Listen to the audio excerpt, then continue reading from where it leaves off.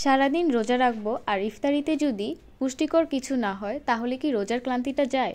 তাই ভাবলাম আজকে ইফতারিতে রাখবো চিকেন বল।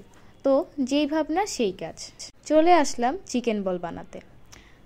প্রথমে আমি মুরগির হাড় ছাড়া মাংস নিয়ে নিয়েছি, তারপর এটাকে আমি কিমা করে নিলাম। তারপর আমি সাথে দিলাম সিদ্ধ আলু। সিদ্ধ আলুটাকে মুরগির সাথে ভালোভাবে মিক্স করে দিলাম পেঁয়াজ কুচি। তারপর দিলাম পরিমাণ মতো লবণ, লাল মরিচের গুঁড়ো, গরম মশলা গুঁড়ো, জিরার গুঁড়ো আর সামান্য একটু হলুদের গুঁড়ো।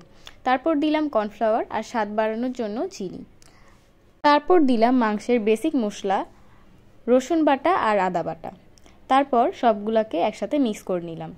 তারপর মিক্স করা কিমাটাকে হাত দিয়ে ছোট ছোট করে বল করে নিব। তারপর বলগুলোকে ব্রেড ক্রামের মধ্যে দিয়ে ডুবো তেলে ভেজে নিব।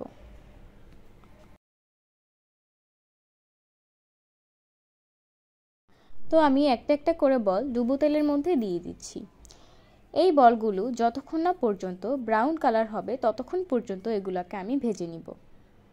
চুলার আঁচটা আমি রাখবো মিডিয়াম টু লো এর মধ্যে, না হলে উপরটা পোড়া যাবে আর ভিতরটা সিদ্ধ হবে না। বলগুলো ব্রাউন কালার হয়ে যাওয়ার পর এগুলোকে আমি উঠিয়ে নিলাম। তো আমার ভিডিওটি ভালো লাগলে ফলো দিয়ে পাশে থাকবেন। আজ এই পর্যন্তই। আল্লাহ হাফেজ।